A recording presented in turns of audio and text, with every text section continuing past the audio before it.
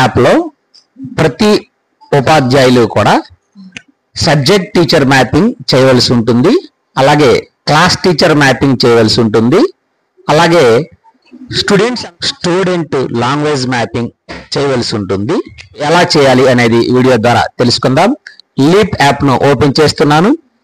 Leap app లో department లోకి వెళ్ళి మన లాగిన్ ఏదైతే ఉంటుందో, మన పర్సనల్ లాగిన్ ఏదైతే ఉంటుందో పర్సనల్ లాగిన్ ఓపెన్ చేయాలి. పర్సనల్ లాగిన్ ఓపెన్ చేసిన వెంటనే మనం స్టూడెంట్స్ ఏదైతే ఉందో స్టూడెంట్ పైన క్లిక్ చేయండి. క్లిక్ చేసిన తర్వాత యాక్షన్స్, మనకి 4th ఆప్షన్ అనేటువంటి యాక్షన్స్ ఉందా దానిపైన క్లిక్ చేయండి. యాక్షన్స్ పైన క్లిక్ చేసిన వెంటనే మనకు ఇందులో సెకండ్ ఆప్షన్ అయినటువంటి స్టూడెంట్ అసెస్మెంట్ ఉంది, దానిపైన క్లిక్ చేయండి. క్లిక్ చేస్తే మనకు ఇలా 5 ఆప్షన్స్ అనేవి ఎనేబుల్ అవుతాయి, కనిపిస్తాయి. ఇందులో క్లాస్ టీచర్ మ్యాపింగ్ మనం చేయవలసి ఉంటుంది, అలాగే సబ్జెక్ట్ టీచర్ మ్యాపింగ్ చేయవలసి ఉంటుంది, స్టూడెంట్ లాంగ్వేజ్ మ్యాపింగ్ చేయవలసి ఉంటుంది. ముందుగా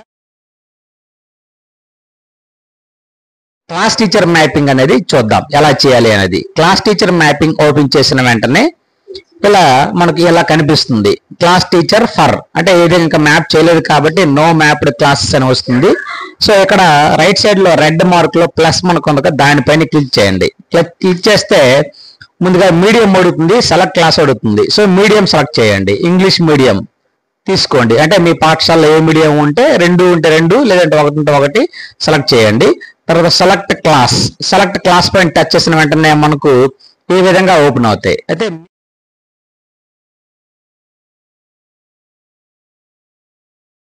తీసుకున్నట్లయితే సో ఆ విధంగా క్లాస్ ను సెలెక్ట్ చేయాలి.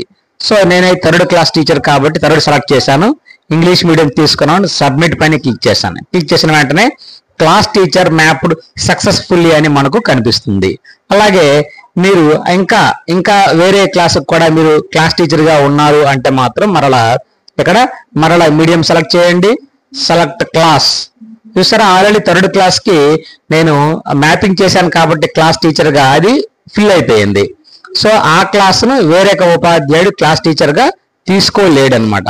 అలాగే ఇంకొక క్లాస్ టీచర్ గా ఉన్నాను కాబట్టి ఇంకొక క్లాస్ కూడా తీసుకున్నాను, సబ్మిట్ పైన క్లిక్ చేశాను. సబ్మిట్ పైన క్లిక్ చేసిన వెంటనే క్లాస్ టీచర్ మ్యాప్డ్ సక్సెస్ఫుల్లీ అని వస్తుంది. ఈ విధంగా మనం ఆ పాఠశాలలో ఉన్నటువంటి మీడియం కానీ, లేదు అంటే ఇక్కడ తెలుగు మీడియం ఉందనుకోండి, తెలుగు మీడియం కూడా తీసుకున్నట్లయితే తెలుగు మీడియం అయితే చూసారు ఇక్కడ 5th, 7th, 8th మాత్రమే ఉంది. నేను ఏదైతే 3, 4 ఏదైతే నేను తీసుకుంటానో అది లేదు. సో ఈ విధంగా మనం క్లాస్ టీచర్ అనేది మ్యాపింగ్ చేయవలసి ఉంటుంది. సో 5th క్లాస్ కూడా ఇలా క్లాస్ టీచర్ మ్యాపింగ్ చేస్తాం.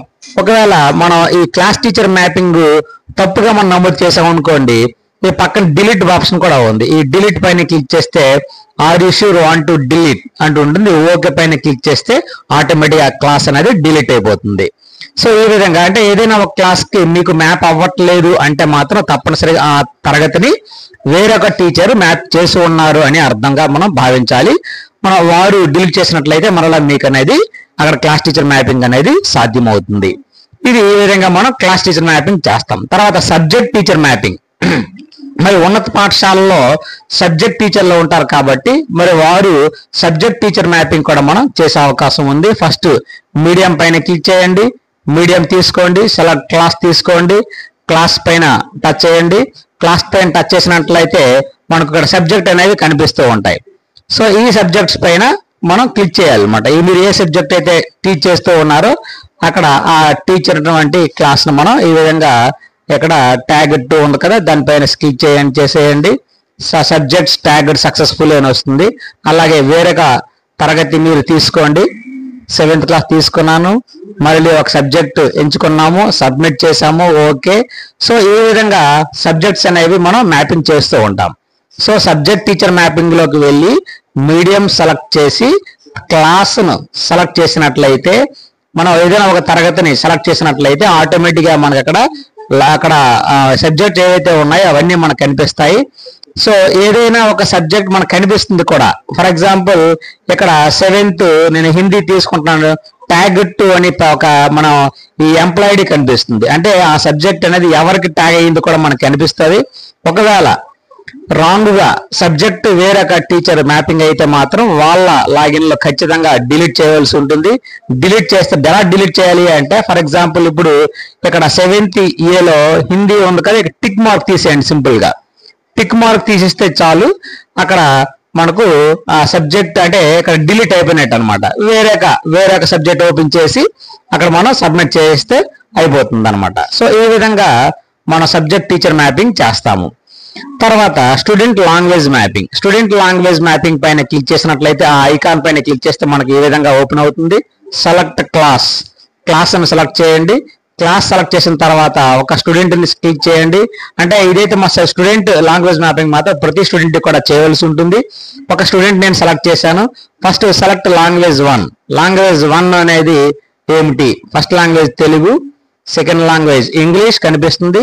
థర్డ్ లాంగ్వేజ్కి వచ్చేసరికి లేదు కాబట్టి NA తీసుకోండి. సెలెక్ట్ గ్రూప్ సబ్జెక్ట్స్ ఓకే చేస్తే మ్యాథ్స్ EVS కనిపిస్తుంది. కన్ఫర్మ్ పైన క్లిక్ చేయండి. ఇక్కడ కింద సబ్మిట్ పైన క్లిక్ చేయండి. సక్సెస్ఫుల్లీ సబ్మిటెడ్ అని వస్తుంది. సో ఈ విధంగా స్టూడెంట్ కి సబ్జెక్ట్ మ్యాపింగ్ అనేది అంటే స్టూడెంట్ లాంగ్వేజ్ మ్యాపింగ్ అనేది మ్యాపింగ్ అయిపోయినట్టే. అలాగే మనం మరలా అదే తరగతిలో వేరే విద్యార్థిని కూడా చేయవలసి ఉంటుంది. సో ఈ విధంగా ప్రతి ఒక్క స్టూడెంట్ ని కూడా మనం ఖచ్చితంగా ఏదైతే ఈ లాంగ్వేజ్ మ్యాపింగ్ ఏదైతే ఉంటుందో ఖచ్చితంగా మనం చేయవలసి ఉంటుంది. ఈ విధంగా చేయాలి. Next for example next class తీసుకోండి. 6th క్లాస్ ఒక స్టూడెంట్ సెలెక్ట్ చేయండి.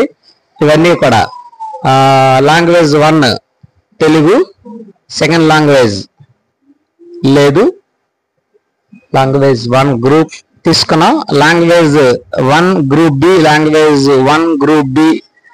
అలాగే second language Hindi, second language Hindi. అలాగే third language English, fourth language లేదు NA. అలాగే select group subjects maths, science, social. Confirm submit successfully submitted వస్తుంది. సో ఈ విధంగా మనం మన పాఠశాలలో ఉన్నటువంటి ప్రతి విద్యార్థి కూడా స్టూడెంట్ లాంగ్వేజ్ మ్యాపింగ్ అనేది ఖచ్చితంగా చేయవలసి ఉంటుంది. ఎందుకంటే మనకు 11వ తేదీ నుంచి ఫార్మేటివ్ ఎగ్జామ్స్ మొదలవుతాయి. సో ఆ ఆన్లైన్ మనం చేయాలి కాబట్టి ఖచ్చితంగా మనం ఈ యొక్క క్లాస్ టీచర్ మ్యాపింగ్ కానీ, సబ్జెక్ట్ టీచర్ మ్యాపింగ్ కానీ, అలాగే ఈ స్టూడెంట్ లాంగ్వేజ్ మ్యాపింగ్ కానీ ఖచ్చితంగా చేయవలసి ఉంటుంది. ఎలాగ చేయలేని సమక్షంలో మనకు ఆన్లైన్ మార్కులు చేసేటప్పుడు మనకు తరగతులు కనిపించవు, లేదంటే మన సబ్జెక్ట్ కనిపించదు, లేదు అంటే స్టూడెంట్ ని మార్క్స్ ఎంటర్ చేసేటప్పుడు ఆ లాంగ్వేజ్ కనిపించవు, సబ్జెక్ట్ మెయిన్ సబ్జెక్ట్స్ ఏవైతే ఉన్నాయో అదర్ సబ్జెక్ట్స్ అవి కూడా కనిపించవు. సో తప్పనిసరిగా ప్రతి ఉపాధ్యాయుడు కూడా ఈ class teacher mapping, subject teacher mapping, student language mapping అనేది చేయవలసి ఉంటుంది. ఇటువంటి వీడియోస్ కోసం తప్పనిసరిగా సబ్స్క్రైబ్ చేయండి. Thank you. Like, comment, and subscribe.